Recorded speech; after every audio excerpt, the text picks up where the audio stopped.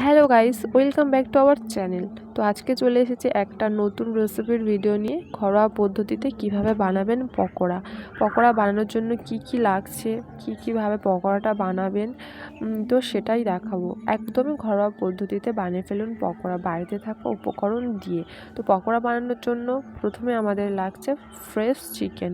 ভালো করে চিকেনটা ধুয়ে নিতে হবে। তাতে দিয়ে দিতে হবে আদা বাটা, রসুন বাটা, পরিমাণ মতো বেসন, আর তাতে দিয়ে দিতে হবে লবণ পরিমাণ মতো।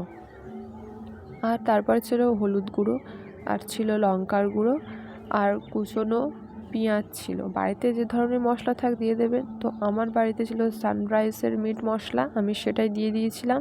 আর স্বাদটা যাতে সুন্দর হয় তার জন্য দিয়ে দিয়েছিলাম কিষান সস।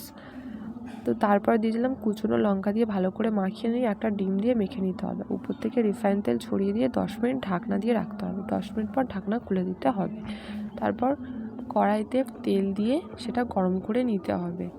তেলটা গরম হয়ে আসলে একে একে সেই ম্যারিনেট করে রাখা চিকেনগুলো সব দিয়ে দিতে হবে। ছাড় করে দিতে হবে, কেননা একসঙ্গে দিলে জুড়িয়ে যাবে আর চিকেনটা ভেঙে যাবে, তো ভালো হবে না, আর ভিতরে সিদ্ধও হবে না। তো অল্প অল্প করে সেই চিকেনগুলো দিয়ে হালকা ভেজে নিতে হবে। তো দিয়ে 2-3 মিনিট পর হালকা নেড়ে উল্টে দিতে হবে। আবার 2-3 মিনিট পর আবার হালকা নেড়ে উল্টে দিতে হবে। তারপর রেডি হয়ে যাবে চিকেন পকোড়া। শসা, টমেটো সস দিয়ে সুন্দরভাবে সার্ভ করুন। তো ভিডিওটা ছিল এই পর্যন্ত। ভালো লাগলে লাইক, শেয়ার, কমেন্ট এবং চ্যানেলটি সাবস্ক্রাইব করে দেবেন।